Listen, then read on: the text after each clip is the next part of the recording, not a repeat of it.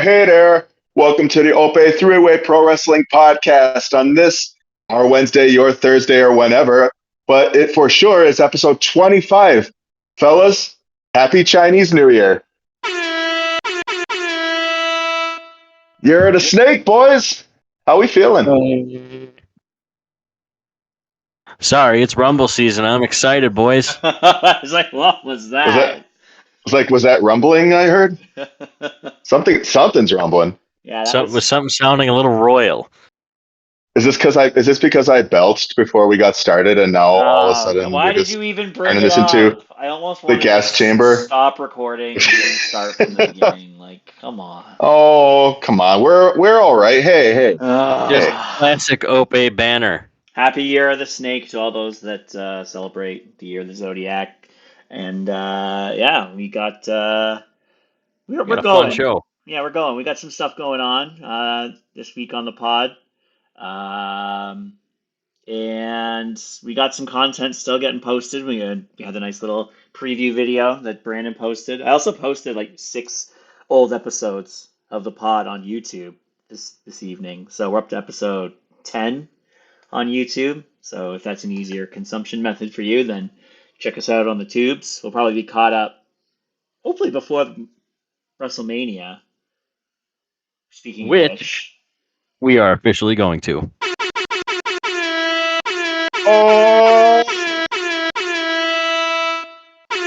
Ope Three-Way WrestleMania.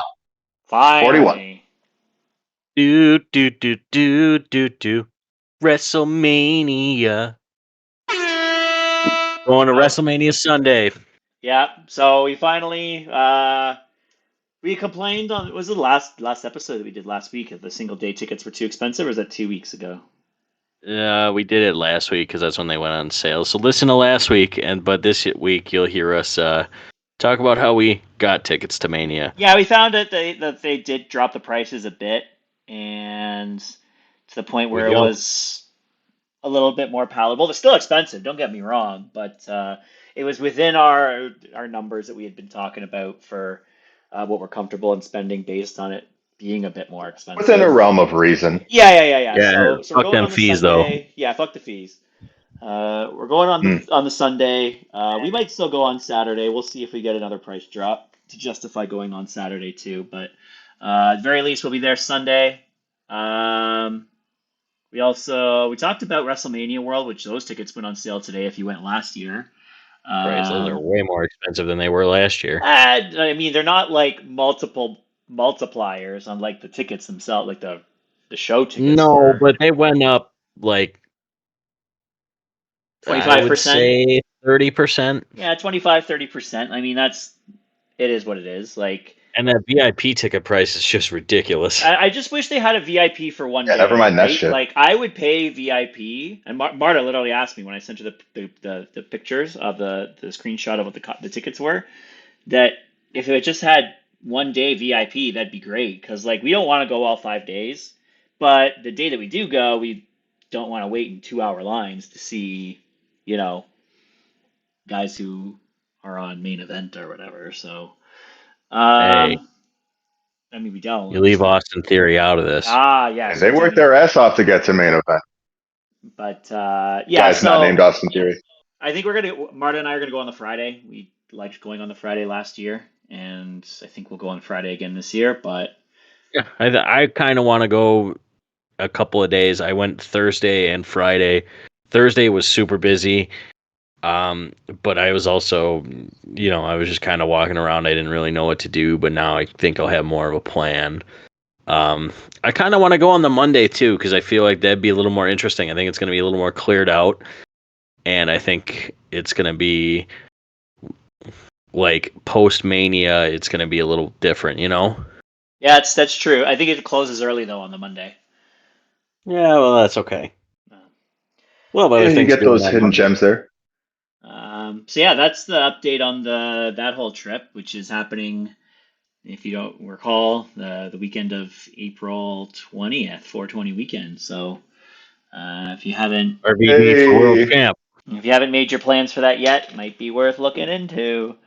But otherwise, we'll go into our next spot. On this day, please follow us on social media on X, Instagram, Facebook, YouTube. I've been posting a lot on X. I've been getting some traction.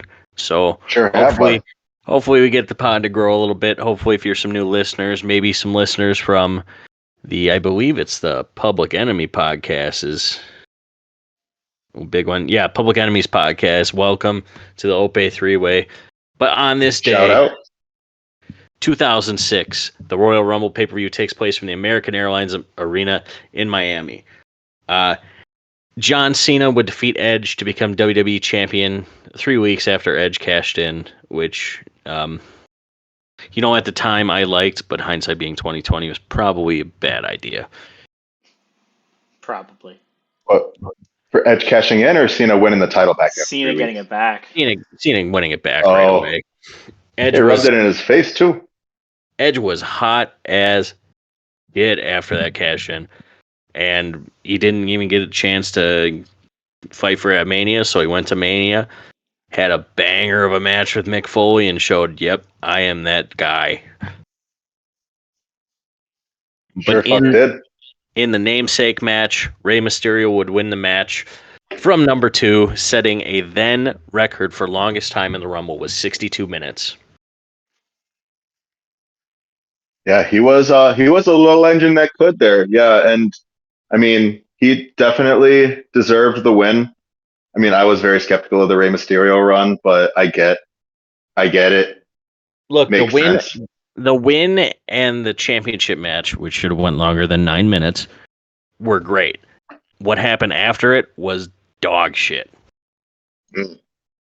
Because he wasn't even called the World Heavyweight Champion. They just called him the World Champion. Well, I mean, there's nothing you got to be about technical. it. No, I don't think anyone's mistaking Rey Mysterio for a heavyweight. No, but I just think, the whole Rey Mysterio World Heavyweight title run could have been so much better. But speaking of the World Heavyweight title, the Rumble match was actually not the main event of this pay-per-view. The main event, Kurt Angle would defeat Mark Henry to retain his newly won World Heavyweight Championship. If you remember, Batista had to relinquish it after he was hurt. Kurt Angle jumped ship from Raw to SmackDown and won in a Battle Royal. Yeah, and then 41-man Battle Royal, I believe. No, it was just a 20-man. Yeah, and then was it? I thought it was the one where he won some freaky number. The Undertaker came out on like a white horse and shot lightning down afterwards. Yep, he comes out on a horse-drawn carriage. Yeah.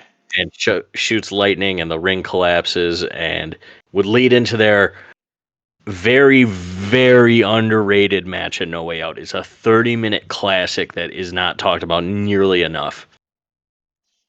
Yeah, that was. I mean, every match that I think Undertaker and Angle had, like they had a really good one on SmackDown too. At one point, and all of those matches are very good because they're two fantastic performers. And this is end of WWE Kurt Angle. This is right before peak Angle. Like, this is him at his best, and Undertaker slowly coming into his own as, middle of his career Undertaker that starts having the best matches of his career. Yeah, I know Michael Cole at the time touted that championship match between Angle and The Undertaker on SmackDown as the best in SmackDown's history. And I have to say that probably still stands pretty true to this day. It's got to be at least top 2.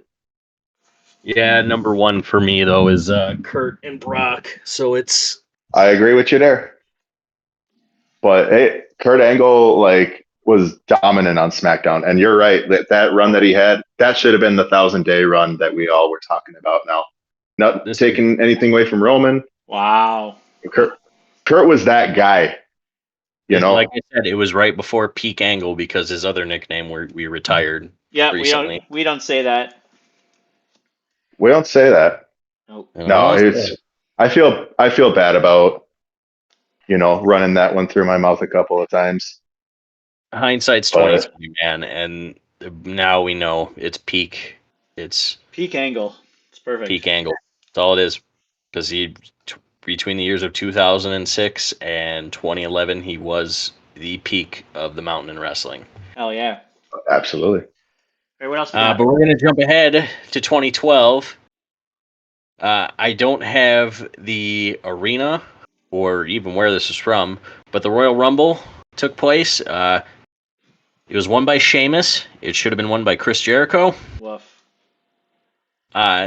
Two interesting notes. Kane missed the match. This was right in the middle of the Embrace the Hate storyline, so...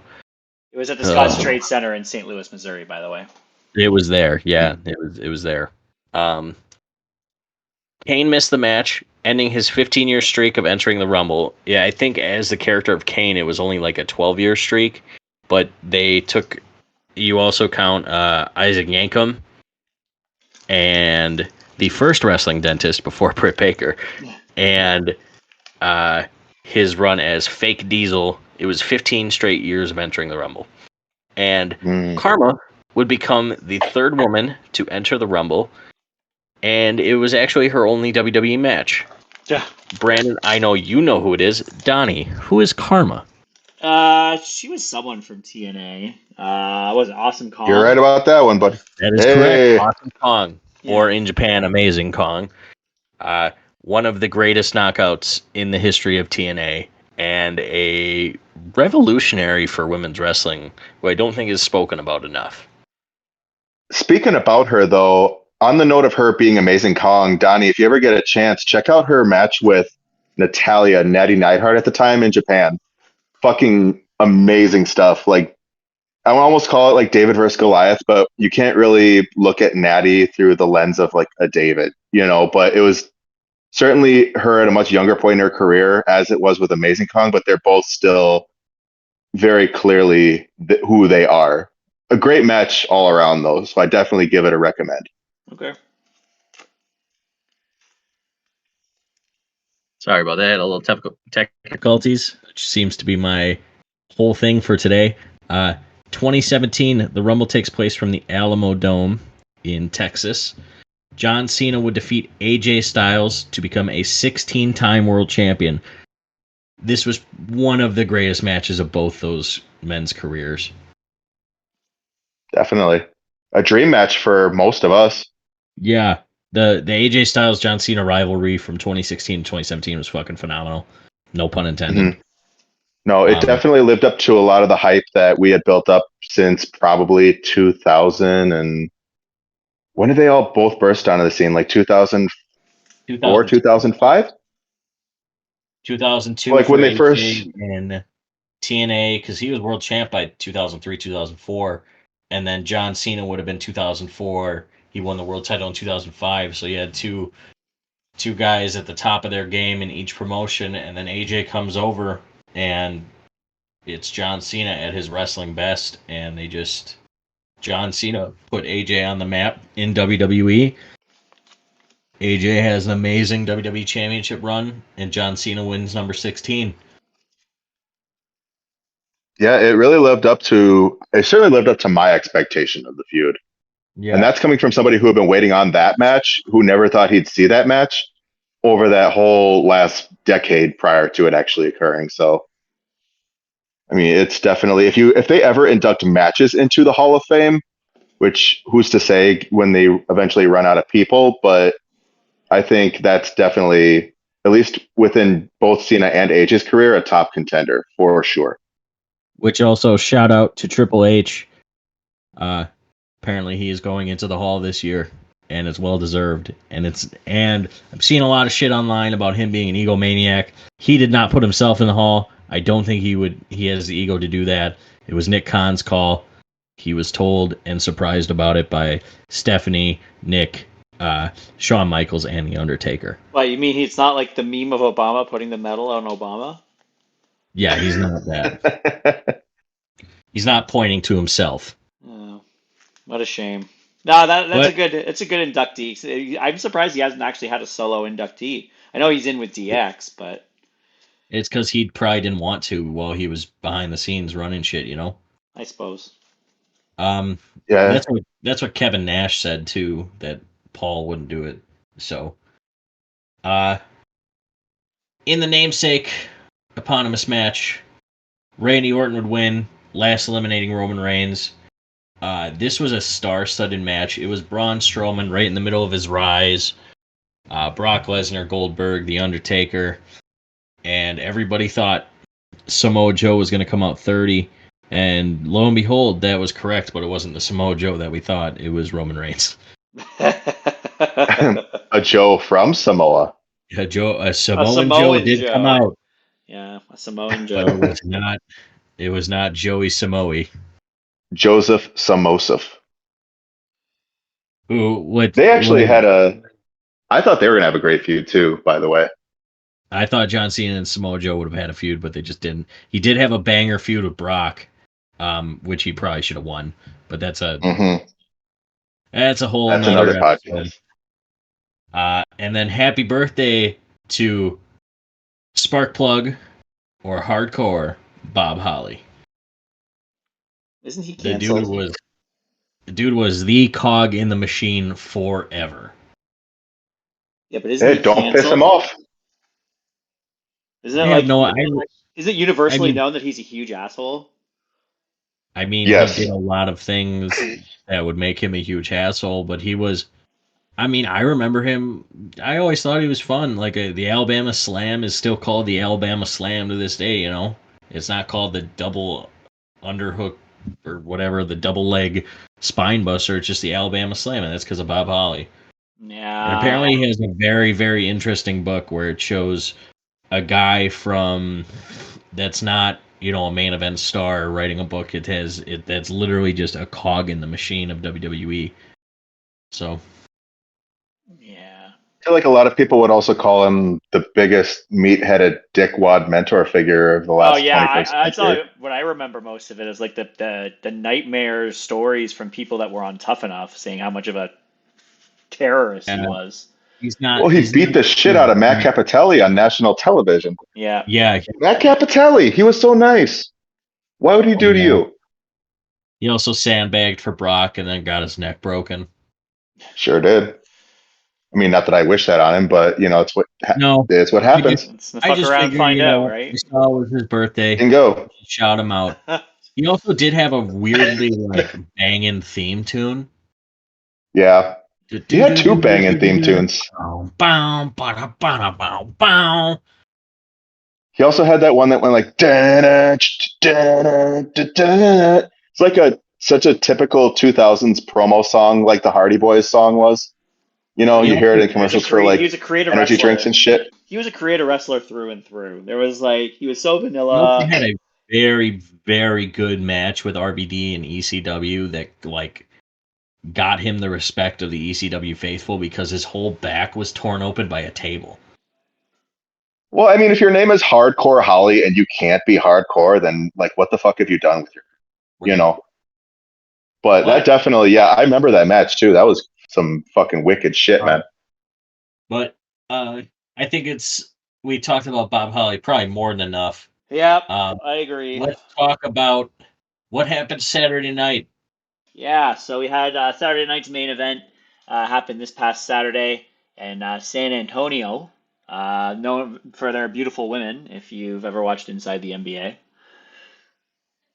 Mm-hmm. No, you don't know the segment? No, I do. I do not. Classic. Charles Barkley being Charles Barkley. Yeah, so there's multiple segments where Charles Barkley said San Antonio's filled with big old women, as he would say. Eat a lot of churros. That rings a bell. And drink a lot of Shaq soda. Anyways, so that's where the show was at. There was 4 matches on the card, as well as a promo, I guess, contract signing. Started off with Rhea Ripley successfully defending the Women's World Championship for the first time in this reign by defeating Nia Jax. Nia Jax touched the butt. She sure did touch the butt. Seen it. She also lost the match. She did, despite cheating at the beginning of it. What is it with people and cheating? I actually missed this match. I was out and about doing things because, as humans do, they have to. So I will let you guys talk about it. I know that Nia touched the butt, and that's all I really know about it. Well, Nia headbutted. I did not watch it live either. I was in the nation's capital, beautiful Ottawa, Canada. But I did watch it afterwards because it's on YouTube. All these things are not on streaming services, at least not in Canada. They're on YouTube. I guess maybe they're still on Peacock for you guys, but I went back and watched it on YouTube. Yeah, so Nia hit Rhea with a headbutt before the match started. And then, it was a pretty normal Nia versus Rhea match in that sense. Not too dissimilar from their match at Elimination Chamber earlier on in 2024. But Rhea won with the Riptide. Physical match. Not surprised by the result. Mm-mm. Yeah, no, Rhea just won the title going into WrestleMania, and especially to Nia of all people. Like, what is Nia doing here again? Yeah, Why I do we mean, need this match? that seems like a common thread with the women's titles because it's like, why is Nia going after Rhea and not Tiffany Stratton? Why is Bayley getting title matches at every single title on WWE television? She's getting a title match for the NXT title in 2 weeks at Vengeance Day. It's Yeah, like, well, I mean, she is the lone horsewoman in the picture now, so I guess that bears some weight. maybe for another 3 days until. Might as well get her title shots in before Becky and Charlotte get back. Then what's gonna happen? Yeah, well, it's still a little strange. She's already won the NXT title before, but anyways. Right. Yeah, yeah. I think it's a fun thing for Bayley to do, though. Sure. She's going on her Bayley vacation right now. Let her have some fun. Sure. I will say on the note of fun, I feel like it's fun to. One thing I will give to the Rhea Nia matches is Nia does give Rhea a base to do some pretty good lucha things off of her that we normally wouldn't see her do in other matches. Because Rhea, with 9.5 out of 10 of the women she's in the ring with, is the powerhouse, is the juggernaut, is the dominant figure, right? So you put her up against someone like Nia who can catch her when she wants to do a little Rana or two. It lets you kind of remember, like, hey, like Rhea Ripley's actually got a pretty diverse array of moves there. I thought it was pretty neat to see that anyway. Remember what CM Punk said. Anybody who uses talks about move sets is a mark. But Oh, well, I know We are Mark didn't all name me fucking Mark. marks. We are all marked. But you're right. Now you're marked for CM Punk, so full circle. You are right though. She does get to do some more uniqueness to her repertoire when she goes up against Nia. Mommy does good lucha things. Next match after that was for the Intercontinental Championship, and thankfully, according to me, Braun Breaker successfully defended by defeating Sheamus. I did get to see this, and I have one thing to click. Big meaty man slapping meat. Also, thank God Sheamus didn't fucking die from that midair spear. That was wicked. You could see the impact in the slow-mo. Head And was damn near JD McDonough on the stairs. Shout out JD McDonough, by the way. Holy shit. oh Yeah. my lord. What a Warrior. warrior. Now, okay, so for those who didn't watch Monday Night Raw and didn't somehow see this clip, JD McDonough tried doing what's the technical term for A Sai moonsault. okay, thank you. To the outside to Ivar. He landed his ribs kind of landed right on Ivar's shoulder, and then he bounced back and hit his head off of the new announce table, which is a very solid announce table. It's not any of those feeble announce tables of yesteryear. Yep. And Michael Cole Right. called it out immediately and said, "We need somebody." He called it on commentary. Yeah, so that was Mhm. just for the initial part of him whacking his head on the table. That looked really bad, but That looked like a fucking crash test dummy, man. he seemed to have Just shaped it whipped. off. He finished the match. He had a warrior performance in that match. Went backstage and immediately collapsed as soon as he got backstage. Went to the hospital. He has 2 broken ribs and a punctured lung from landing on Ivar's shoulder in that spot. So Yeah, it seemed like he overestimated the distance. Like he got too much distance. yeah, I don't think it was a Either case way, of selling it too much or anything like that. He just got a little too much air, and yeah, now he'll be out for a couple months. dude's a made man. Fucking when he comes back, people are gonna cheer because You it's a know you've done something fucking crazy when the ref gets on Twitter, sees you've ate shit like that, and then applauds you for going through with the match. Like the referee of that match is like, I looked in that man's eyes, saw where he was at, and then he goes and does one of these, and there's a picture of him doing like another fucking moonsault or whatever, and just giving him props on the testicular fortitude to finish that match. But yeah, rocket to the moon when he comes back, Yeah, man. nothing short of incredible. Many wrestlers came out and gave kudos uh, to JD. And if you were one of the stupid people that wanted to talk about some of his history from a few years ago, you don't belong on social media. So, yeah. There's a reason things are called allegations. yeah, Nothing was proven. He did not get fired. It's not worth talking about. So we're just gonna commend him for being the fucking Irish yes, warrior that he is yes, and being a badass and fucking working through that on live television and moving forward. yep, Old Heal up, school is JD. off. We hope to see you soon. Hop on the pod while you're injured. yeah, hell yeah. But sorry, back to Braun Breaker and Sheamus. From one rib injury to another. They were really showing the rib damage to Sheamus throughout that match. That ended obviously in that crazy finisher by Braun with the spear. Which this is a non-match thing. Can in the new WWE game, can we get the rebound spear where you go back and forth a few times to like cause the momentum? Can we make that like a finisher? Well, Pierce, you're the guy with the Twitter momentum. I strongly suggest you put that out into the ether and let your will be done. Because when I will get when on I that play train. when I play WWE 2K24 and like I'm playing as a Braun Breaker or a Roman and I want to get like the final fucking spear of the match in, I fucking run the ropes like 3 times. Just put that in as a fucking finish.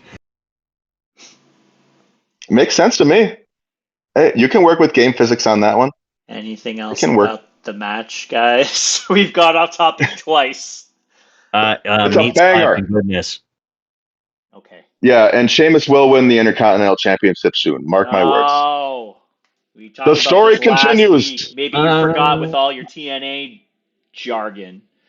I do not know about that one, buddy. With what was shown on Raw, Cero Oh Miedo. well, Yeah. he's not going to get it his first try. I have my doubts. I I'm think just going he to put it does. out I there. think he does at Mania. No. Cero Miedo. Not everybody needs every accomplishment. Moving on. Cero Miedo. Well, Contract signing for the undisputed WWE Championship ladder match at the Royal Rumble was basically just Kevin bickering a lot. Having a great T-shirt that was a throwback. Yes. Then Shawn Michaels made a comment to Kevin about him sounding like he's jealous of Cody Rhodes. That pissed Kevin off. He tried to give Shawn Michaels a package pile driver until Cody made the save, and then Michaels gives KO the Sweet Chin music to end the segment. Still hits it beautifully. He does. He And he sure wasn't does. I lying. had my Being reservations if used, he could get that leg up there. No, he got it up. Yeah, he did. phrasing. Crazy. He got it up. Hey. Let's move on to the Oh. next match. No, hold on. Can you hold on? No. I wasn't done here. You guys Don want to talk speaks. about 7 different things and not talk about the match? Can we at least talk a little bit about it? Would you expect a spot where Kevin Owens is on top of Cody, probably on SmackDown before the Royal Rumble? Because nothing really happened between the two of them on Raw on Monday. There was a little moment, but not a definitive winner between the two.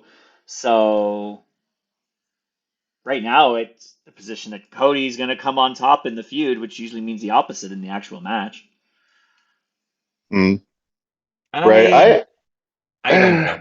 It's kind of more, that was more of a thing in Vince's WWE. It doesn't really happen a lot in Hunter's creative mind. I feel like it has. Not as I much. it's still a feature, I would say. Yeah, it happens more often than not.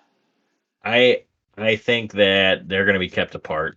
Although I think maybe Shawn Michaels will be shown just like beat up backstage. Mm. Do we think he's going to go after Shawn? I don't know. I feel like, weirdly enough, I feel like Saturday Night's Main Event is one of those shows where it almost kind of operates outside of the trajectory of a lot of what happens on like Raw and SmackDown. Yeah, it is kind of a Like- non-canon show. It's like it's a house show on NBC, for my estimation, anyway. But it's a fun house show at least. Oh yeah, no doubt, no doubt. But it's glitz and glamour, you know. Like it doesn't really further the storylines all that much. Like I said, like Jey Uso was really happy. We'll talk about that match in just a minute, but maybe I'll leave that comment till after we talk about the match. All right. Well, now we'll go into the next Jey Uso match. was working. Well, the next match with- is not Jey Uso and Gunther. No, it's not. It's Braun Strowman defeated Jacob Fatu by disqualification because Jacob Fatu murdered Braun Strowman. Bah! Yes. Ooh! You know what I mean? Yeah, I see a lot of people talking about how like much he represents the Bay Area with that Ya Ramin stuff. I didn't get it until after he used it a couple times, but he's very much a Bay Area boy. He's from the Yay. And now he is a made man. I want to see Jacob Fatu comedy murder everybody forever and then win the world title and hold it. I know we want to have shorter reigns, but I think Jacob Fatu should get like a 6-month reign minimum with that title. No. I think Don Jacob disagrees? Fatu almost, he strikes me as someone who's not like, he's another one of those guys where it's like he's not best equipped for a title. He's best equipped to just murder people. Right? Like a guy like him, there's no motivation for him to have a title with this current persona that he's in, right? Like, He has 7 kids that he needs to feed. Well, so did Heath Slater, but God. here's my thing. He's still in the bloodline. We still, this Friday, have yet to see Solo Sikoa come back. Well, he So did. that He said has to nothing, flesh out and in and then of he left. He did come back. Oh, is that what happened? Yeah, he came back. Oh, damn it. I didn't miss it. Yes. Wow, I'm in a time warp. Yeah, he came back. Well- He said nothing. He walked out. I think weirdly this is going to lead to a solo face turn. I think as soon as the words "I acknowledge Roman" come out of Solo's mouth, Jacob is going to murder him. Possible. Well, hold on. Solo did say if he were to lose this match, he would acknowledge Roman as a tribal chief, did he not? He has not done Yeah. that yet, though. Not yet, but that silence could speak volumes as to where this story direction is going. I would be surprised to see something about it on Friday. Like I expect Roman to be on. He should have been on Raw given the 2K announcement, but I Right. would hope that he's on SmackDown to even just like get some kind of tie up there before he is in the Rumble the following night. Mm-hmm. But Roman doesn't work anymore, so it's hard to say if No. it'll actually happen. Yeah, I'm kind of like, even though now that we're 6 months ish removed from SummerSlam, and even almost a year removed from Mania, Roman could have called curtains on his career at last year's Mania, and I don't think anybody would have minded. No, I think that would have Oh. been fine, but like this whole like he announced for the Rumble and then hasn't been on since. Why? Because they want to make his next appearance to be a big deal. Well, every appearance for Roman is a big deal now. Right. And we could argue that he's winding down his career. He doesn't need the WWE as much as he did 5 years ago, right? He is a made man in a way that few men are made. Sure. That but being said, there shouldn't be just stories just left hanging because he only wants to work once every 2 months. well, but you got to remember too, I think a lot of this is like him kind of waving his shit around. It's elevating people. Like when people we talk about 2K, right? And they just released the cover for the Bloodline special edition, right? Where it's Roman and then everybody. You look at everybody who's below him. Look at all those careers that he elevated just by those people being associated with him. directly, indirectly, what have you. Even now, people still draw those associations, and these careers still stay buoyant as a result of that. So I don't know. I mean, by this point, I think Roman's almost justified in being part-time because like his name is still in people's mouths. His influence and his rub still exists in a couple of different people's careers. We were told. And I mean, right. We were told there was going to be acknowledgement of the tribal chief, and that was 4 weeks ago. Yes. Right. We'll see it, but I think it's going to lead to Fatu becoming just this monster heel. Could very well. That takes us to the main event, which was Gunther successfully defending the World Heavyweight Championship by defeating Jey Uso. In a very, very good match. People seem to be hating on it because of that little weird spear that happened. They need to shut up. Jey is... Not everything is going to look clean. That's just how it is. Not Jey every wrestler great. is a 5-star wrestler. But when they have 5-star personality and 5-star character, that's okay. And in Jey's case, he is top of character work right now and popularity in WWE television. So get a grip. Jey will get his due. Jey will get his due. It's not time. This match is one of Gunther's best for the title. I mean, all of Gunther's World Championship matches he's had have been fucking great. Gunther is just, I mean, he's that guy. He is the best wrestler in the world. Yep. Maybe. I mean, he's one of 3 that I can think of that can have that title. You know what I mean? Right. Yeah, not much else needs to be said. Jey's going to get his moment, and I'm sure that, I don't know, Nelly will walk him down to the ring when he wins the title or something. Gonna be Little Yachty. No, he wants to be well, so did Jey Uso, if you recall. Gotta be Little Yachty for everything. This Saturday night was not the main event for Jey Uso. No. You might say. I agree with that. Show was fine, though. Again, doesn't really progress much, but it's fine for a random televised event. That out of the way, though, we now get to cover what I'm sure all of our listeners are excited to hear about the most, and that is the Royal Rumble this coming weekend. It will be taking place in Indianapolis at Lucas Oil Stadium. Special start time of 6 p.m. Eastern for anyone listening and thinking you could tune in a little bit later. It does start early. There are currently a whopping 4 matches on the card. Whopping. Whopping. And we'll start with I don't think this is going to be the first match of the card, but it's probably the one with the, least fanfare too, admittedly. And that is DIY of Johnny Gargano and Tommaso Ciampa defending their WWE Tag Team Championship against the Motor City Machine Guns in a 2 out of 3 falls match. It gives me rumblies in my tumblies, boys. It should be a good match. How it's going to match. feel when you're there. It should be a good match. It's just great. There's just not a lot of fanfare to it because these guys aren't all that popular on WWE television right now. They're carrying the SmackDown tag division. MCMG has been carrying it since they've joined. It gave it a shot of adrenaline. I think people need to. It was like this when me and Brandon went to SmackDown. The casual fans were there for Roman and Cody, and that was it. Me and Brandon were fucking losing our minds when MCMG came out. We tried to get Motor City chants going. It didn't work. We still enjoyed Motor City Machine Guns versus Private Party because it's Motor City Machine Guns versus Private Party. This is 2 of the best tag teams. Wait, against who? Against who? We got our wires crossed up here.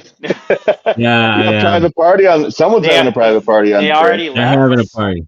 Tony Khan wouldn't allow that. They Come want on the now. smoke. Fucking They Montez escaped. Ford, Angelo Dawkins. I can't think of the Street Profits. There you go. I'm sorry. I'm allowed to make Dang, mistakes. man.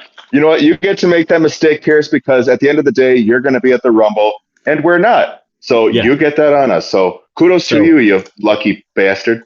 So shut up, Donnie. This is What are you telling me to shut up for? You said the wrong thing. I'm correcting you. You shut up. Shut up, bitch! No. Oh, Fuck hey, that. oh, Fuck come on that. now. I'm allowed to correct Come on you now, boys. politely. All right, yeah. Kiss my ass. Wow. Anyway, before somebody rudely interrupted me for making a mistake. AEW getting forced onto this discussion about the Royal Rumble. Please don't. It's DIY, It was so one not of the talking best about tag AEW. teams in WWE, and MCMG, one of the best tag teams of all time, period. No debate. It's going to be fucking great. The only thing that I want is that I want Motor City to use some of their other finishers besides Skull and Bones. I'd like to see an ASCS Rush. Maybe we'll see a Cradle Shock. Maybe we'll see Made in Detroit. Something different. I think DIY will win this match, though, and keep their reign going. Maybe we'll see Alex Shelley do the Scouts pose from Attack on Titan again. That'd be something. He used to do it in the old Japan there. By old Japan, I mean New Japan. But anyways, when was the last time the tag titles were defended on a PLE, boys? Was it with the one we went to? Was it WrestleMania? It was WrestleMania. So you're telling me we went... We're talking about actual like men's tag team titles, because I know the women's got defended a couple times. Yes, that's true. My apologies. I forgot. I should have made a distinction. Yes. So as far as the men's tag team titles go, since we saw them split at WrestleMania, we have not seen them defend but once on a PLE, that being this PLE. So we went a good 9 months. That's crazy, boys. Like we got 2 tag divisions now in the men's division, and I mean, one. You're not going to have it appear that much, honestly, besides this, because like the reason why this match is happening is mostly because there's 60 people involved in 2 other matches, right? True. Like you'll see them get defended at the Royal Rumble again, but they kind of left this, especially the SmackDown tag titles. They've been left for a night before the PLE kind of thing. Like consistently, it's been like the Friday before you get to see a tag title match. They did that at least, I want to say, close to half a dozen times this year. So it's just not top billing. So like, it's hard to fit them in there when you have other stories that kind of deserve it more. But it's good to see it on there still. Like, don't take it too much of a. No, you're not wrong. I mean, you're definitely not wrong. I just consider the departure and the steps we've taken down when you consider they main evented a night at WrestleMania 2 years ago, and then they had a match to themselves last year's WrestleMania, and we got a split. And we're like, oh, this is great for the division. We're finally going to get this jolt. And now you look at it, and again, this is only just now happening, but it took also 2 huge teams in the WWE sphere in DIY and MCMG to make this happen too. I think this is going to be the shot that gets the division more shine. I'm going to liken this to, I believe it was 2018 Black and Gold NXT Undisputed Era versus Oni Lorcan and Danny Burch. Danny Burch and Oni Lorcan came out and nobody said anything, and then at the end of the match they got a standing ovation. I think this match is going to be that point for Motor City and WWE and the tag titles in general. Well, in a 2 out of 3 falls match, you would certainly hope so. And with the caliber of teams that you get in the match, you would expect it almost. I mean, they are shouldering DIY's pension for 2 out of 3 falls match and their history with that match in general. Yes. Who could forget? Now FTR. The other match, we already aforementioned this, but we'll go into a little bit more detail now, is for the undisputed WWE Championship. Cody Rhodes versus Kevin Owens in a ladder match. Both the Undisputed and the Winged Eagle Championships will be suspended above the ring in this match. Oh, actually, I didn't actually say I also think DIY will retain, by the way. Sorry. Oh yeah, we were supposed to get predictions on this match, right? Yeah, Pierce I snuck think. his in. Pierce snuck his in too, but Oh well, I'm gonna shout it out here. Ready? DIY. all right. Okay, that's All it. right. That's all I wanted to say. Ladder match. What are we thinking for this one? With what we saw Monday, which hindsight being 2020, I really do like the promo between Cody and Punk. With Cody really just he's at his wit's end. He's starting to just get burnt out. He's tired. He's old. He works with children. Possibly working with children. Cody's bitch ass couldn't even handle a year as champion. What a joke. I think this That's is what happens when you cheat all the time. I think this is Cody getting an Yeah. edge. And I think we're going to see something he brought out at the end of his AEW run. I think we're going to see a double underhook pile driver. Well, his last match in AEW was a banger of a ladder match, for what it's worth. One of the best ladder matches maybe ever. Had one of the best cutter spots ever too. Yeah, I don't think we're going to see Kevin Owens attempt to replicate that, though. No, we will not. Could see Cody try. I mean, yeah, there's a potential there. But I think we're going to see something that he brought out at the end of his AEW run. I think we're going to see Cody bring out the double underhook pile driver. And I think Cody retains. As much as I'd like KO to retain, I know I said it last week, but this is going to go into my men's Rumble prediction. I think... No spoilers to the Rumble on here. Those stay until the end. I think Cody's going to win, and it's going to lead into his match at Mania. Okay. Brandon? Yeah, unfortunately, and this is the damnedest thing with Kevin too, because I've seen him over the last 5 years or so lose how many fucking world title matches now? Like it's 3 of the so last grating. 4 years, he has lost a world title match at the Royal Rumble. If he loses this year, of course. Which, I mean, let's be honest. He probably is. And like if he loses this one, this is what, his second trio of world title matches. The first one being with Roman Reigns, I want to say. Who he lost to twice. Yeah. Yeah, well, did he lose to Roman 3 times in a row? Well, he lost to Did he Roman have 3 twice at matches the in that ring? Rumble. I don't. Did he have another match outside of the? He had a could've trio sworn of that was- matches with Roman at the Rumble for the Universal title. Oh, but one was before Tribal Chief Roman Reigns, though. One was before because he was the Universal Champion going into that, and he won because Chris Jericho was in a shark cage, I think. That sounds right. Right. But I guess that the point still stands, though, is the fact that like he challenged a guy 3 times for a championship and lost every single time. In this case, it's more grating because with Cody, it's much more like the matches are much more close together. Yeah. So it's kind of given the same vibe of like when Trips lost to Batista those 3 times. You know, like you never expected, at least when I was first watching that, I never expected to see that happen because nobody loses 3 times in a row. It might happen twice, sure. But the 3rd time is the charm. And in this case, I don't think it's going to be that way for Kevin Owens, which sucks because Kevin Owens has been deserving for so fucking long. Donnie, I'm sure you can attest to that. Yep.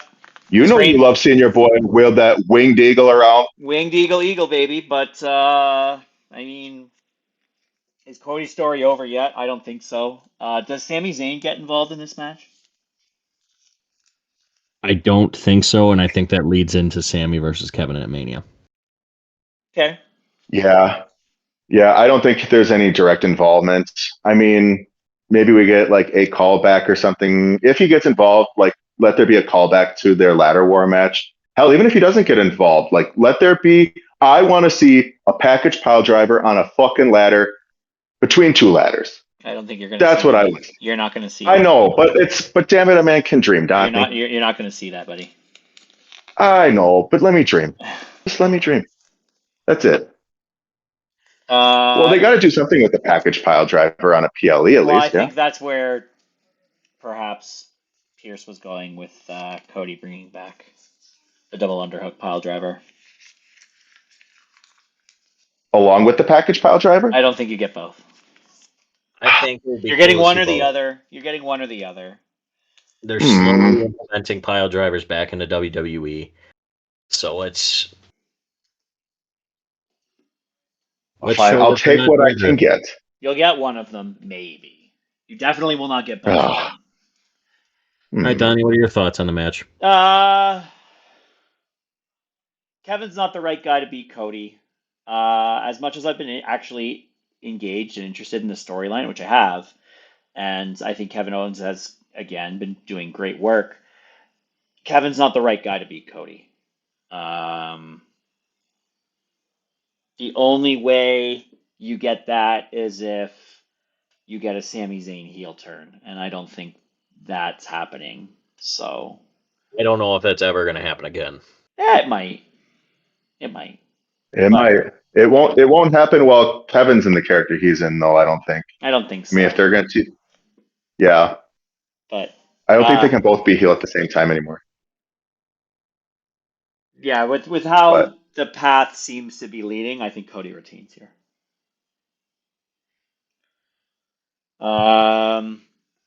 Next up, we have the Women's Royal Rumble match. So currently, there are 10 entrants confirmed for this match as of listening Wednesday before the show.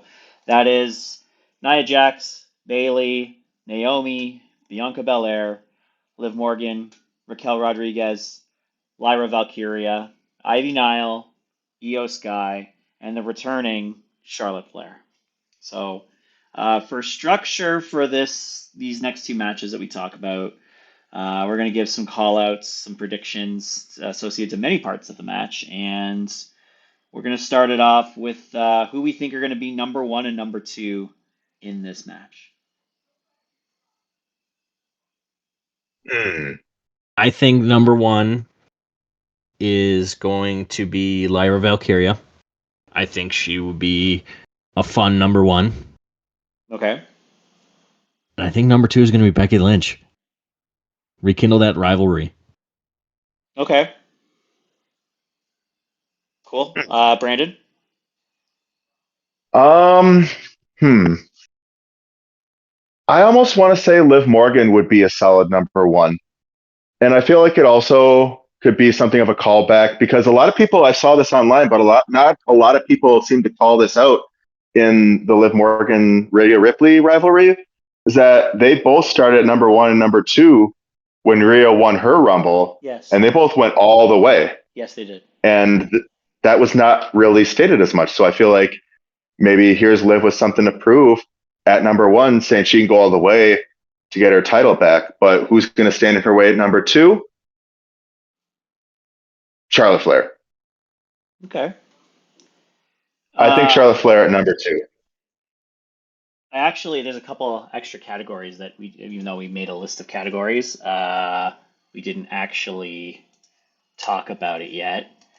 I'm going to add these in. I think my number one and number two, sorry, I'm just editing some stuff here on the fly, but I think number one and number two, I think number one is going to be Becky Lynch. And I think number two is going to be someone else that had a feud with her once upon a time that I think could potentially be considered for another award here as we get through, or another prediction here. And that's going to be Zoe Stark. I think Zoe Stark's due a coming out party, and I think this Royal Rumble's the one to do it. So, Well, it seems like if she can, like with what we saw, was it this Monday with that drop kick, or was it last Monday? last Monday. This Monday, yeah. It's a bit of a coming out party. Hopefully Dakota Kai is okay. You know, it's she bonked her head pretty hard. You know, That was last week. But yeah, I think like the whole like having a rivalry that you had once before, kick it off makes sense. So like I could very well I could see it being Lyra and Becky as well. That's why they did Jimmy and Jay last year. It also helped that both those guys were, wearing Miles Morales and evil Miles Morales hair.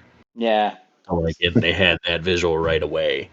So the next thing we'll go into, and this isn't changing from the script just yet, but I will in a second. Surprise entrance. Do we have any? Let's leave it to like two people that you think are going to be surprise entrance. And by Besides the surprise, one we already just said. well, Charlotte doesn't count, and Becky doesn't No, count. no. I was gonna say Becky technically would be a surprise, but it's Yeah, kind of just it's expected. kind of a foregone conclusion with Becky. I'm gonna say Trish Stratus. Okay. I think she's due a fun Rumble moment, Okay. and I think she deserves it for what her return was. I think Melina is due a lengthy run in the Rumble because I didn't say it on this day because of how shitty the Rumbles were, but the Royal Rumble 2022 happened 2 years ago, and both Rumbles were fucking dog shit. And part of it is that they gave Melina her return, and then she was gone in 20 seconds. I think Melina, for the years that she was in WWE, was an unsung hero of that women's division. So I think she deserves a true comeback party before she eventually goes into the Hall of Fame. Okay. I mean, she definitely had a story like Trish, started out as a manager with a tag team and eventually comes out in her own. Not to the same fanfare and, laud as Trish, but all the more, equally as deserving, I feel, of, like you said. Brandon, I feel like what's she had her own. Sorry. No, you're okay. I'm trying to keep stuff moving, but Sorry. Yeah, finish your thought. I will not get down that train of thought. I will say with my predictions as far as surprises go, assuming Asuka cannot go with her injury currently, I would say first one could be Alundra Blaze. Okay. Given the fact that we did see her in a crowd recently. That'd be a fun one. And also, fuck whoever's fucking with Asuka right now. That's not cool. Yeah, creep asses. Well, creep asses in the IWC. Who'd have thunk it, right? Brandon, before you say your second one, I'm gonna say that I do want to add in one more criteria here. That I'm gonna say there's gonna be a number 30. So maybe save one that you might have been talking to us about for who you think is gonna be number 30. Fair enough. I will say the other surprise pick, and you know what? Fuck it, boys. I'm just gonna go out with it. AJ Lee. That's who I said to say for number 30. What? That's what I was implying. You did not say that. Okay, you were implying. About. You might have even been inferring, but you did not say that. It's okay. It's not going to happen. But listen, wrestling days agrees with me, so that's what I care about. There was the recent tease of the CM Punk thing. Yeah. So what happened with that? He was asked who does he think will be a surprise return at the Royal Rumble, and he said he knows of someone in particular, and that's all. Mm-hmm. All right. It wasn't like who is going to be. It was like a who would you like to be kind of thing. Like it wasn't like asked as a factual question, more so as a who you would like to see kind of thing. And he very clearly alluded to his wife. So, well, I second that illusion.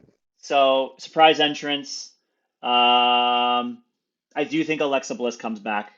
She had another cryptic post on social media today. My guess is that she probably did get a deal done and will be at the Rumble on Saturday. Is she stealing Wendy Chu's gimmick? Because she looked like she was sleeping in bed and said, I will be here until you need me. This is gimmick infringement, Donnie. Why would you support that? She was snuggling up with her daughter. Yeah. I do think I didn't see the daughter. Yeah, her kid was there. Oh, I didn't see that. I just saw her. Well, now I'm an asshole. Anyway. So that's one who I do think will be back. The other, oh my goodness, I had it on the tip of my tongue and now I just forgot who it was.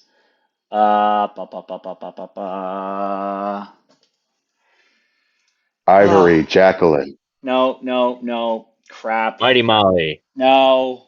Holly Holly. Michelle McCool? No, the one that's been teased a fair amount. Nikki Bella. Sorry, excuse me.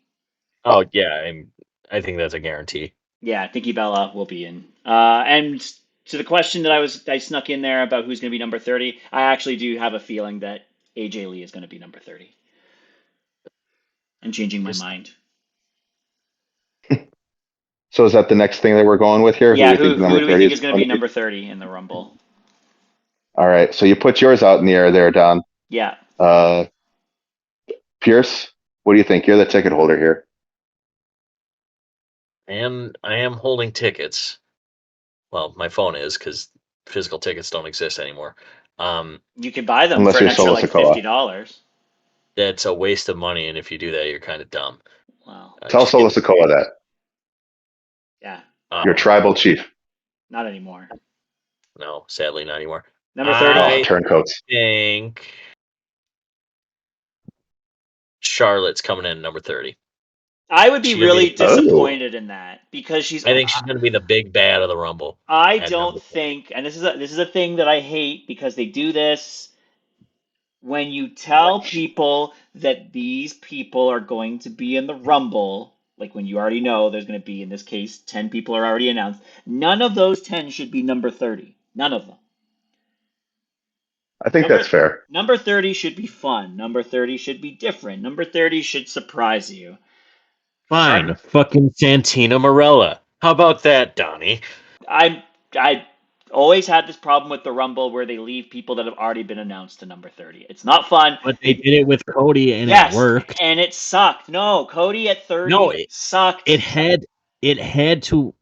He had to be 30 because otherwise, everybody that year would have been like, "Where's Sammy?" It would have been the 2020 or 2014 Royal Rumble all over again.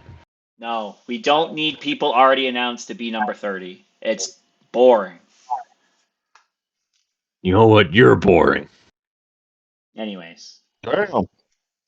Brandon? Charlotte / Santina Morella for Donnie's argument's sake. But yeah, Charlotte. Flair. Ooh. Well, my number 30. God dang, I had to give this some thought. You know what? Fuck it. Ronda Rousey. I don't think that one's going to happen. I prayed for this and it happened. No, Me come Saturday. I actually think AJ Lee is more likely than Ronda Rousey. Funny enough. I just want. The 2022 Rumbles are dog shit. You know, she's a good chunk of the reason. I love Ronda Rousey. I think she's a phenomenal talent in both WWE and UFC. However, that last run, she did not give two shits about anything. That might have been more on Vince from what Except she for said. Liv Morgan. She cared about Liv Morgan. Right. She gave. Well, that's nice of her.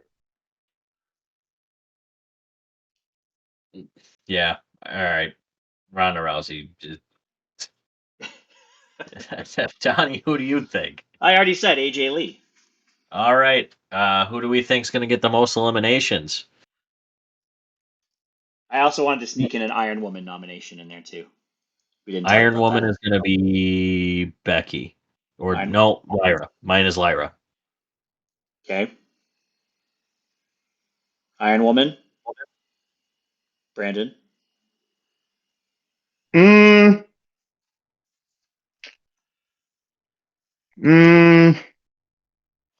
Becky. I also believe Becky it will or be Becky. Yeah. yeah, I have to say Becky. I We're would all like. going with Irish women. I would like it to be Zoe, but it's going to be Becky. So we're all picking Irish women. Most eliminations. Charlotte Flair. Brandon. Oh god damn it! I really don't want to have to agree with that. I'm just going to go ahead and say Nia Jax. Nia Jax. Nia Jax. Yes. I'm going to say Jade Cargill. Ooh. I also think she'll be back. Yep. Yeah, that's a solid assumption. That's a good guess. Can I add an admin for our final pick, which I think we're at? Can we pick a number that they come out at? Oh, no, we still have to do winner. Final Four. We have to do Final Four first. For winner, can we pick number, though? Sure. Cool. Final Four. Io Sky, Becky Lynch, Charlotte Flair, Lyra Valkyria. Brandon. Ooh. I'd go with all of those, except I would sub out Lyra for Bailey. I would sub out Lyra and Bailey for AJ Lee. And who? No, he was saying the one person because you subbed out Lyra for Bailey, so he's subbing out Bailey. Oh, derp.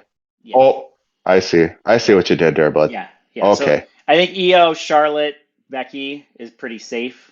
Becky, I could see also not making Final Four potentially. I don't necessarily think she has to have it. But Charlotte for sure. Io for sure. If AJ Lee's coming back, I think she'll be in the Final Four. And yeah, maybe Roxanne Perez. Maybe. Mm. Mm. And then who is our winner and what number is she entering at? Your winner of the 2025 Women's Royal Rumble is Io Sky, coming from number 22. I don't think it's going to be an early number again. The past two, it's been 1 and 3, so I think it's going to be a later number. Okay. Yeah, it's a pretty unheard of phenomenon, too. You get those many winners consecutively from early numbers. I would say, my heart says Io Sky. My mind says it's probably going to be Charlotte Flair. And my mind is saying that she's probably going to come in, like I said, from number 2. You are changing your answer from the past 4 weeks to Charlotte. It's a good answer. Hey, That's a good answer. it's not a bad. It's goddamn it. Categorically, it's not a bad answer. But the more I think about it, the more I see things progress. I just, as much as I'd love to see Io Sky win the Royal Rumble, as much as I think she deserves a Royal Rumble win, like they're dealing with Becky and Charlotte potentially returning. You're dealing with all these potential returns. I feel like at least one of them has to go the distance in that regard. And I feel like Charlotte, honestly, the story is there for, like people have been saying, for Tiffy and Charlotte to have a match at Mania. Yeah, that's the match at Mania because Charlotte Flair at number 26 is winning the Women's Royal Rumble. Hell yeah. But I'd say that with far less glee than Donnie did. You've been saying Becky Lynch for 3 weeks, and you just... You're not wrong. You're not wrong, Don. He knows. He knows. Now we got... You know, and you know, a man's heart is a fickle thing, and I don't know. I guess I am just kind of resigning to my nihilism here, and I'm just like, well, they're probably going to give it to Charlotte. All hail It's the been queen. 5 long years. Yeah. I just It's been don't 5 think long we years. can have the 2 winners just yet for the women's, but I think Io Rhea is the Mania match. I'd be okay if it's through the Royal Rumble or through Elimination Chamber, but I think it'd be more fun to have Io win the Rumble because she's kind of got that perennial underdog. In the interest of both of those women, I believe a build would be better suited after Elimination Chamber for Rhea and Io if that's the match. I don't think their characters can hold a 3-month feud. Rhea's character held a 47-month one with Liv Morgan. And Liv Morgan has a lot more character ability than Io Sky does. Right. I would argue that Liv carried that feud a lot more than Rhea did. I would attest to that then too.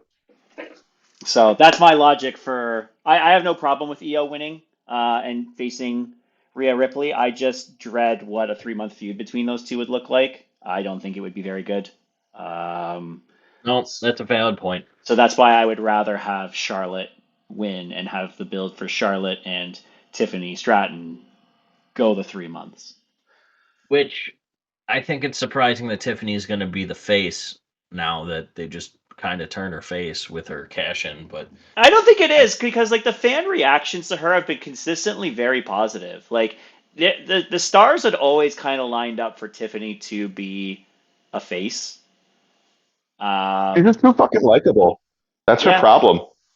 And her blessing, I guess. Yeah. She's just too likable. Yeah, she's likable. What were the She's other? attractive. Like it's all those things that people like cheering for in a female on the roster, right? Like she's good in the ring. She's a fun character.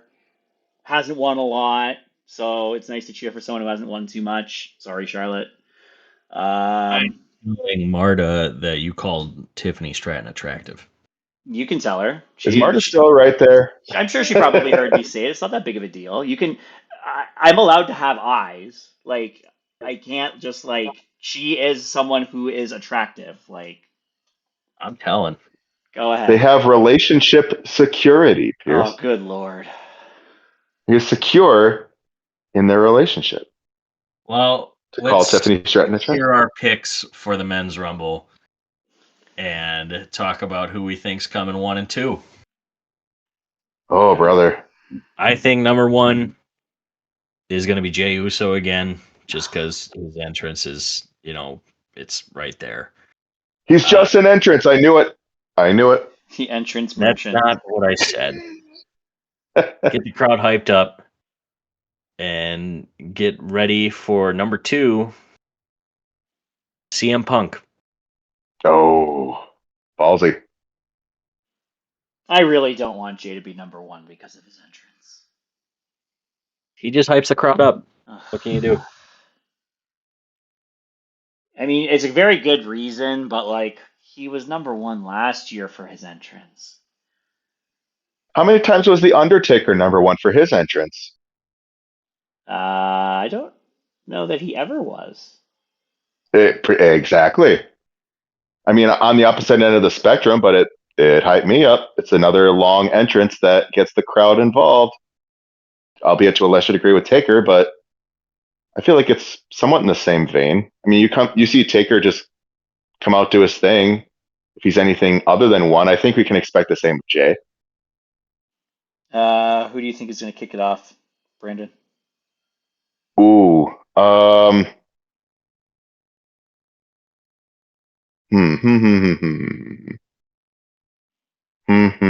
R-Truth.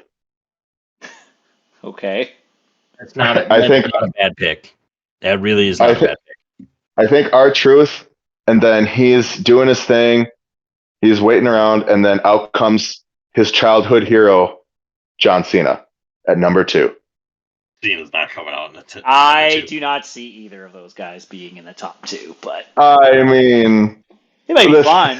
Listen, I mean, we're having to pick from 30 plus individuals here, fellas. Oh, sorry, by the way, I did not state this before we started here, but there are currently 15 confirmed entrants in the Royal Rumble, and those are LA Knight, John Cena, CM Punk, Jey Uso, Roman Reigns, Seth freaking Rollins, Drew McIntyre, Rey Mysterio, Sami Zayn, Shinsuke Nakamura, Logan Paul, Penta, Chad Gable, Braun Breaker, and Carmelo Hayes. Arguably all future Hall of Famers. Can I change? Some might be early to tell. Penta? You want Penta to be? Yeah, his entrance will hype the shit out of people too. Okay. I still think Punk's coming in the first 10, but I think you could change that number 2. I think Penta number 2, Punk number 4. I think if but Jay's still number 1. Yeah, Jay's still number 1. The entrance merchant's number 1. No, I think if you're going to go Penta, like this is not my pick, but if like I don't think Penta at number 1 or number 2 is a bad idea. Just put him with Rey Mysterio.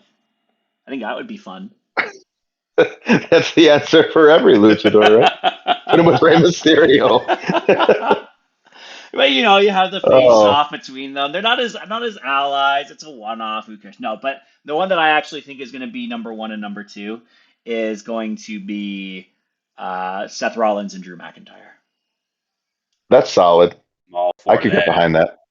Those are both guys that you can expect to be able to go the distance and have the star power to get people warmed up. And yeah, Seth Rollins has a catchy theme that people can sing to at the beginning. So I would give it to Rollins and McIntyre to start it. You know what bothers me about when people sing along to Seth Rollins' theme? They have that part of the song where it goes, you talk about this whoa. Well, I mean, the theme song itself has somewhat bothersome, but the part that bothers me, because I'm a little bit of a music nerd, is the part where you're supposed to go like, whoa, whoa, but everyone still just goes, whoa, like it never changes fucking pitch. And I'm sorry, like you people need to get fucking ears. We've been through how many towns? The song's been around for how many years?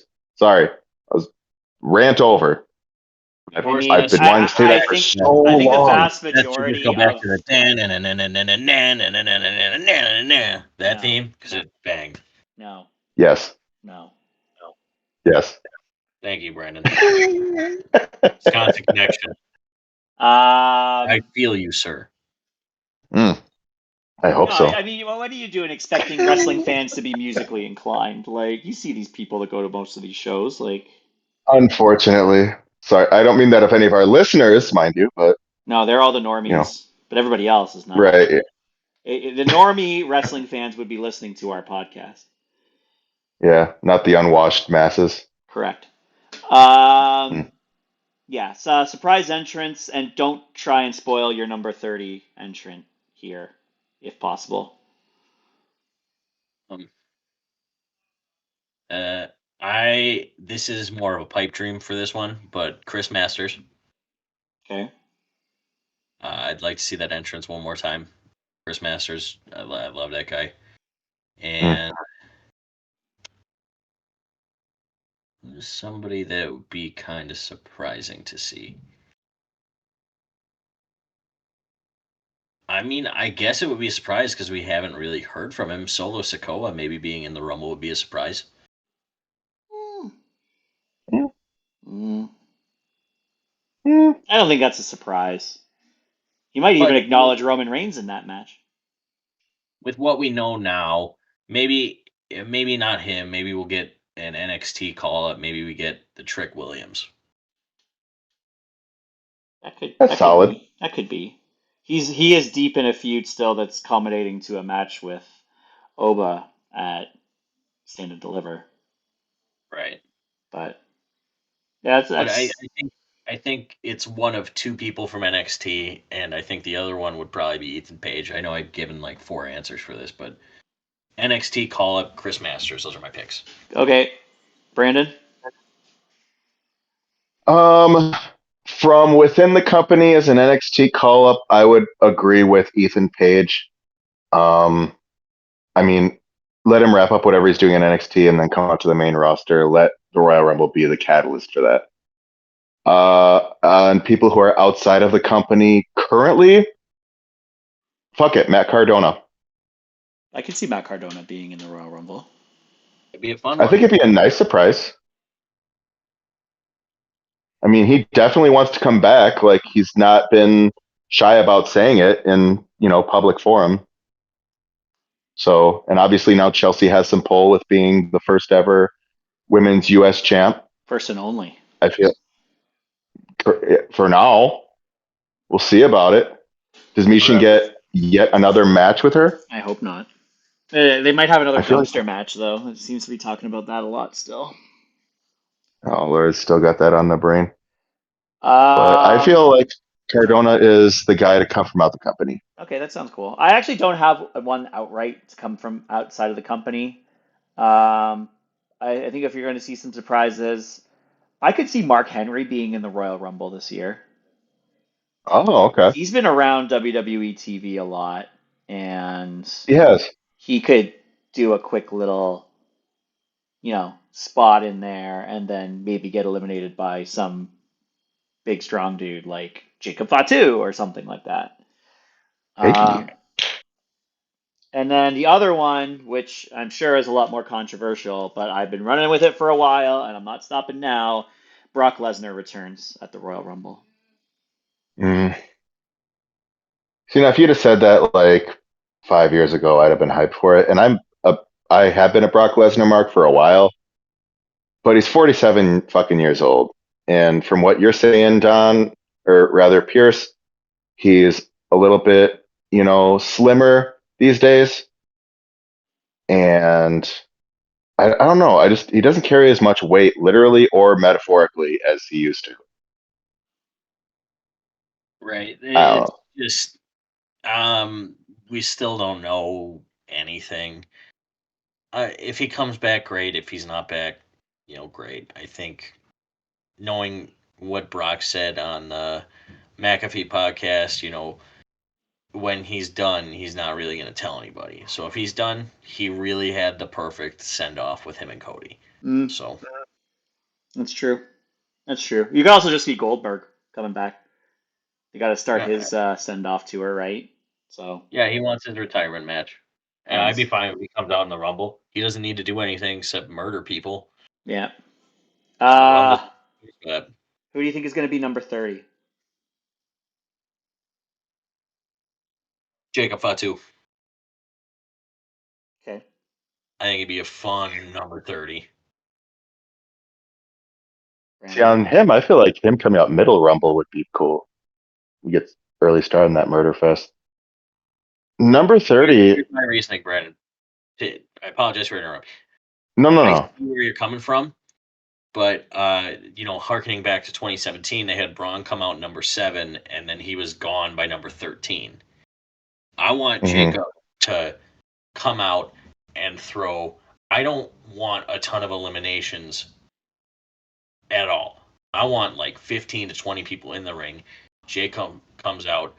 Everybody kind of stops and stares and like, oh, fuck, somebody's here. And he just cleans house. I think he's going to get Shock eliminated. Don't know by who, but I think he's the one. He'd be a fun number 30 for that reason. See, to this day, we still don't know what any sort of favor entails from Paul Heyman to CM Punk, but I'm almost willing to bet that there's a poll Heyman makes to get Punk in at number 30 at this year's Rumble. So that's my guess. Okay.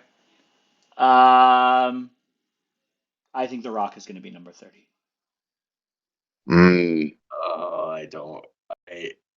I get the final entrant, being the final boss.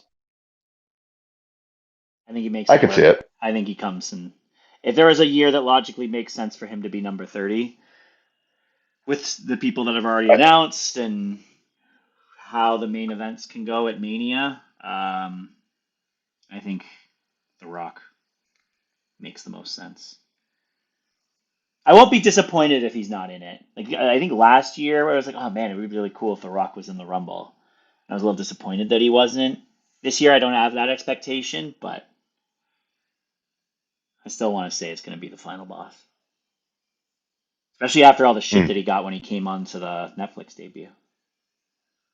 Also, I don't want to see him be number 31. I've seen that idea thrown around. Never do that. That's a dumb idea. Right, but he's on the board, man. He's your boss's boss's boss. If he does it, he's your boss and your boss. He's like, I'm number 31 because I'm the final boss. Like he does some shit like that, great. Like he does it in character, great. But if they just throw a random number 31, I think that's stupid.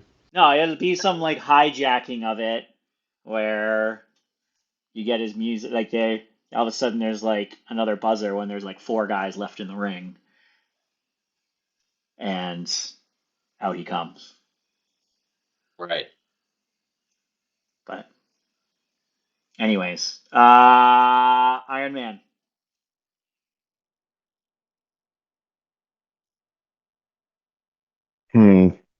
Penta.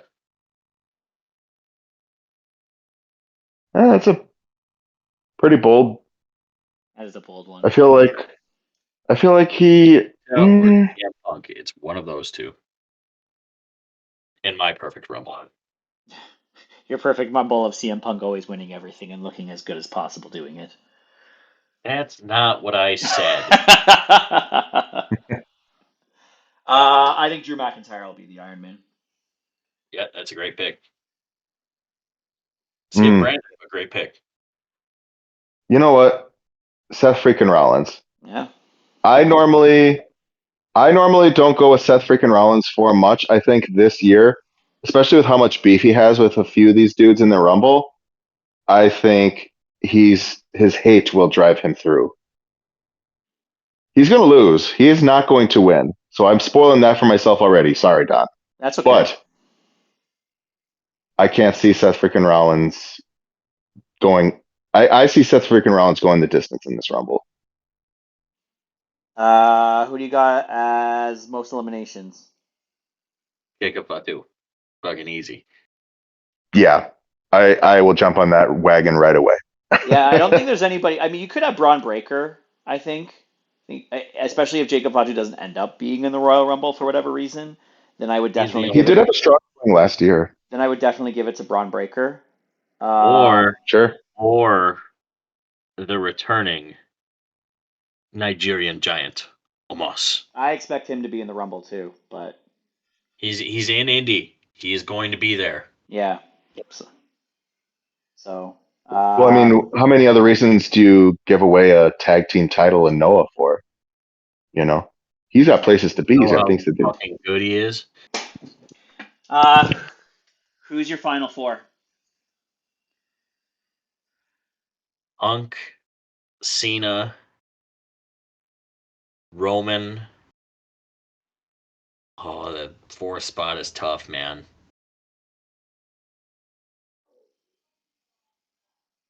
Jacob. I think you're hyping Jacob a little bit too much, considering all the star power in this match. No offense. I can tell you, Jacob is going to be the one to get ganged up on in this match. That's for damn sure. It's really a toss up. It could be a Penta. It could be anybody that's been announced besides maybe Shinsuke.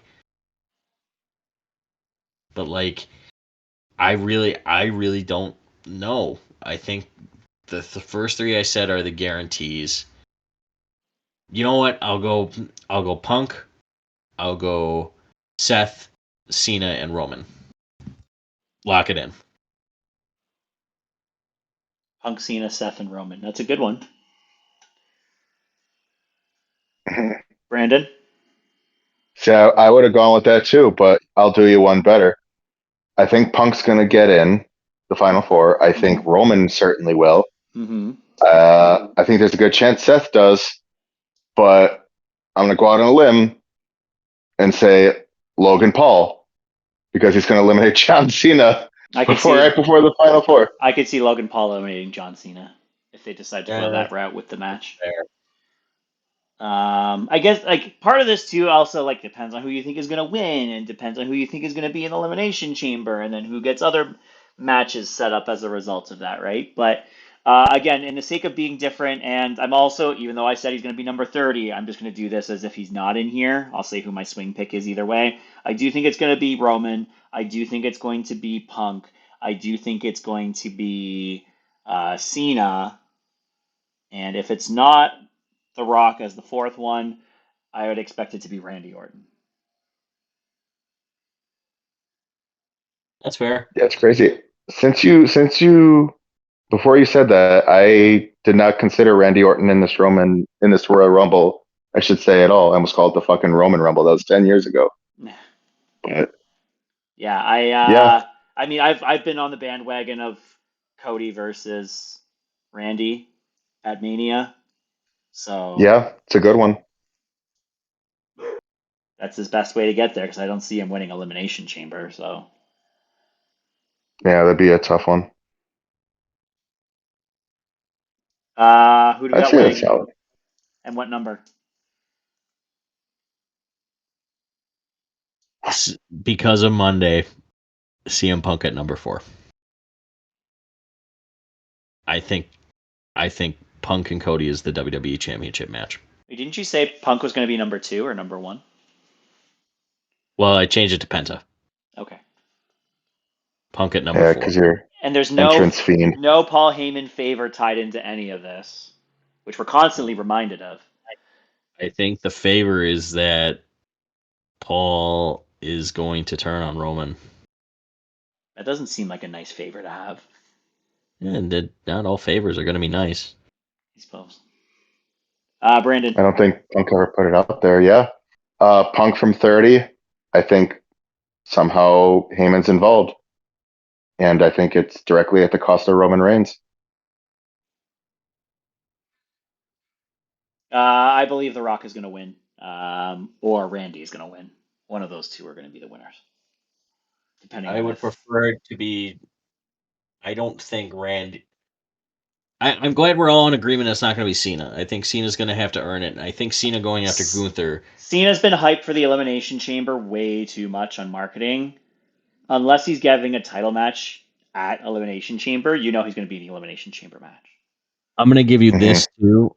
I'd be more happy with Cena versus Gunther because that's a true 17. The Universal title has never been retired. It is still an active title in WWE. You can look it up on WWE.com. It says Cody Rhodes is the current champion. He's So also the current WWE champion. Yeah, if he were to beat Cody Rhodes, he would become an 18-time champion, and I just don't like that. No, I don't think that's how it that's works, not how though. it works. It's only one title reign. They Oh. are counted as separate titles because they are put under this umbrella. It would be Well, somebody's fucking up Cody over is there. Well, That's no, what I he- said. two-time world champion. No, Cody Rhodes is not a two-time Cody world Rhodes is champion. counted as a two-time world champion. What? That's not true. It is In no way is the Universal title acknowledged apart from its Hold role in on. Roman Reigns'. No It way. is- Okay. Cody the Rhodes. WWE Undisputed Universal title, and they are treated as two separate titles being Yeah, but that's defended not under two. the That's not one two golden reigns. title. No. It has no. not been called. Promise There has you been it no is. universal anything in that championship, I Nomer, promise since you even it is before two Roman reigns. won it. No, you're 100% wrong.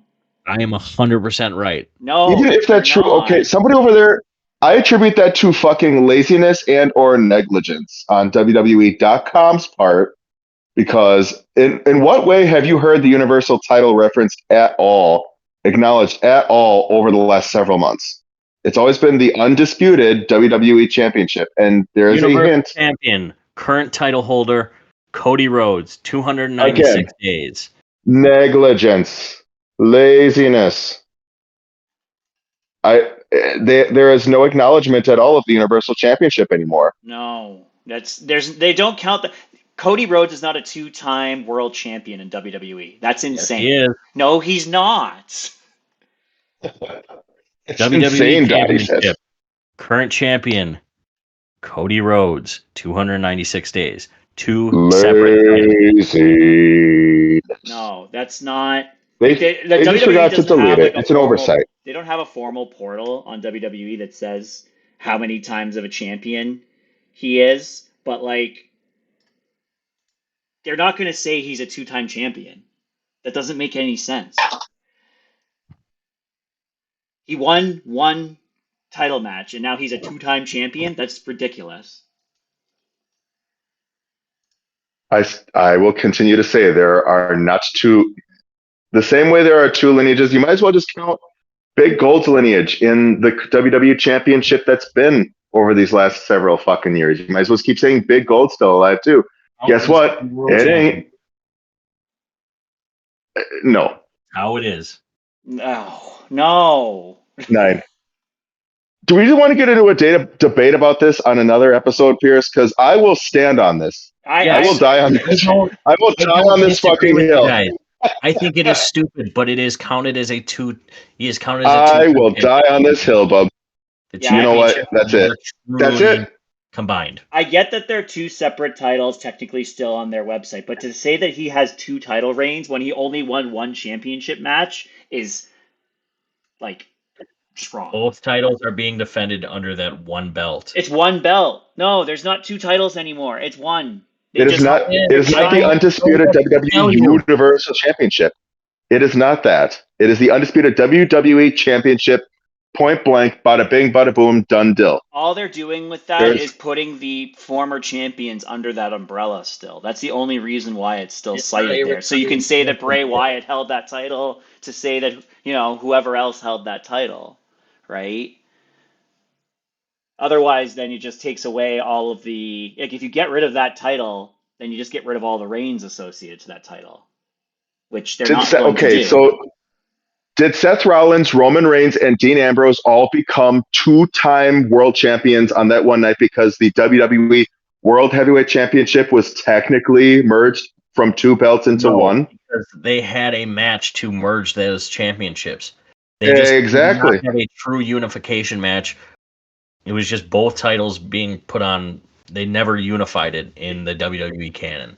for The way I see Yeah, it, they on did. As soon as they gave him Roman the Reigns' golden 1,000th title. day as champion.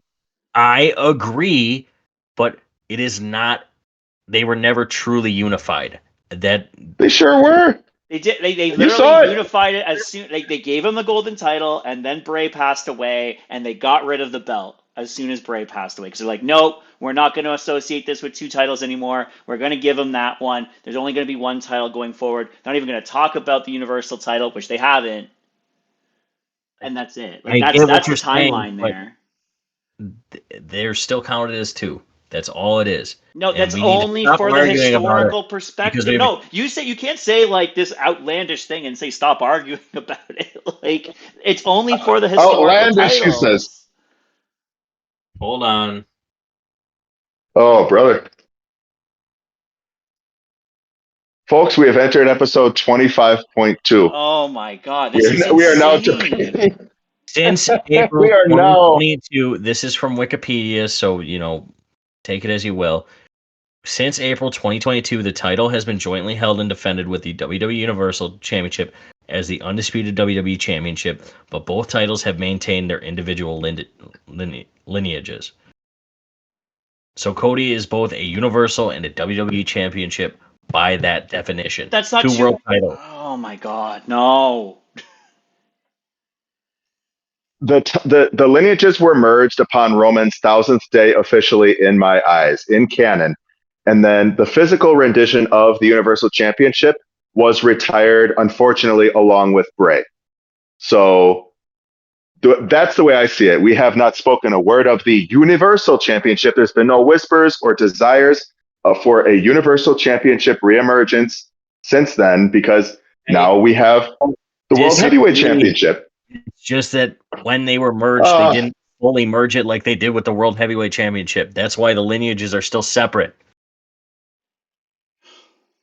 So what is it? What does Triple H have to come out on a fucking promo on WrestleMania to be like, we merged the championships, the That Universal happened Championship X number of years ago, and then everyone's gonna be like, what?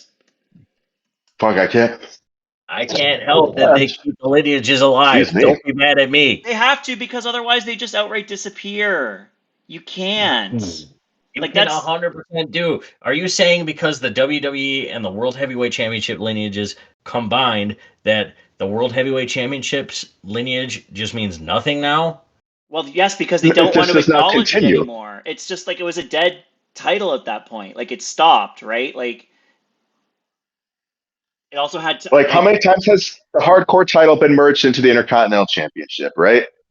We're not talking about how the hardcore title still lives within the Intercontinental Championship or the European Championship for that matter. Like, there's so many instances of this occurring within WWE alone. All right. They just didn't You want. guys have made your point.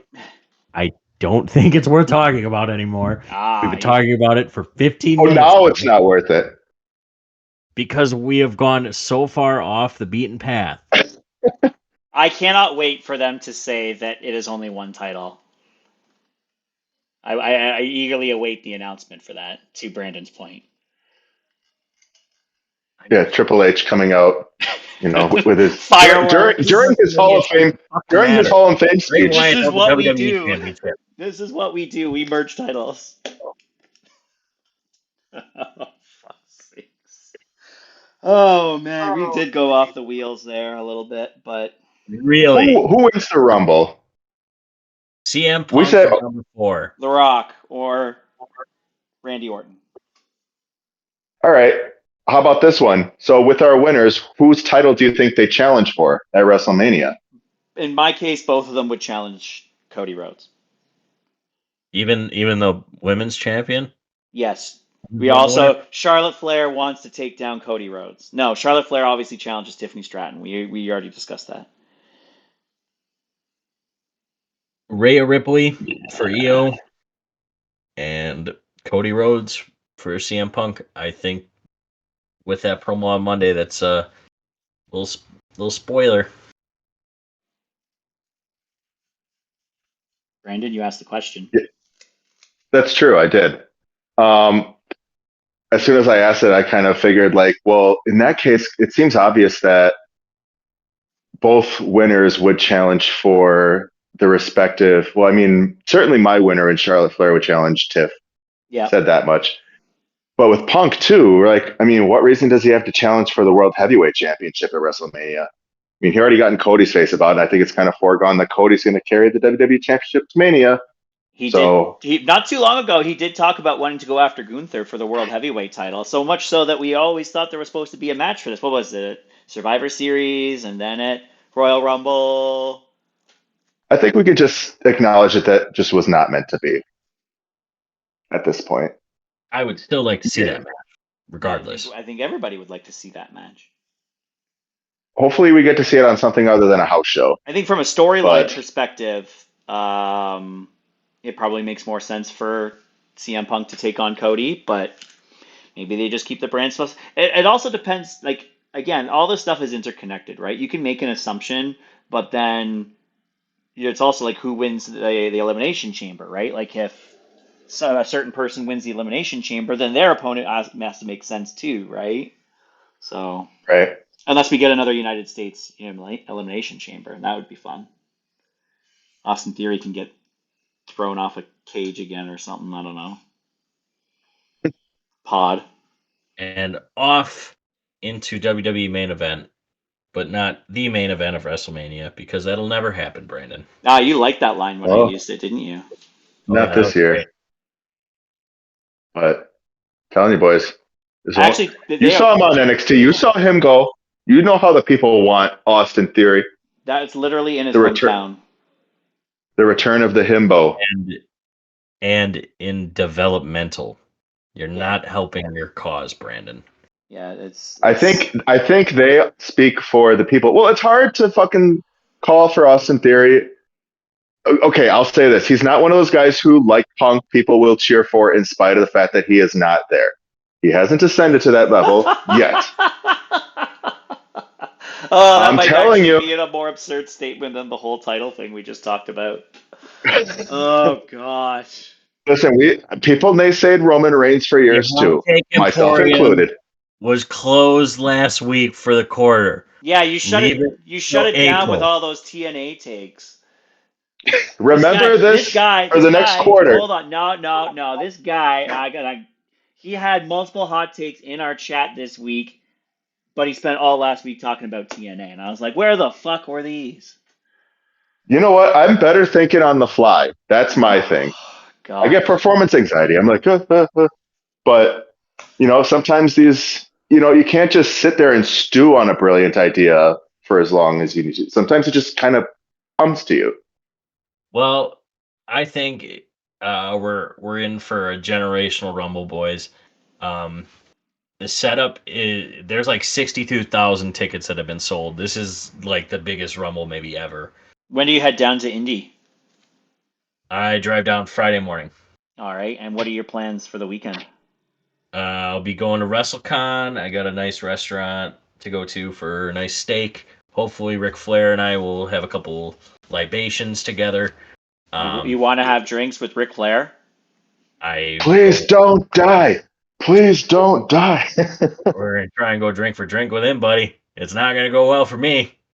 I know you're a proud Wisconsin boy, but So is he. listen, Ric Flair. Well, yes, categorically that's true. Categorically, you are correct. Saturday, probably do a little WrestleCon. We'll go to the Superstore. It's just gonna be a fun weekend with me and my roommate. My roommate's gonna cosplay John Cena 08. It's gonna be a good time. It's his first wrestling show ever, so Nice. Good one to go to. Oh, great one to go to. do a little vlogging. I do have my mic set up, so maybe if I can get a couple interviews, we'll do that.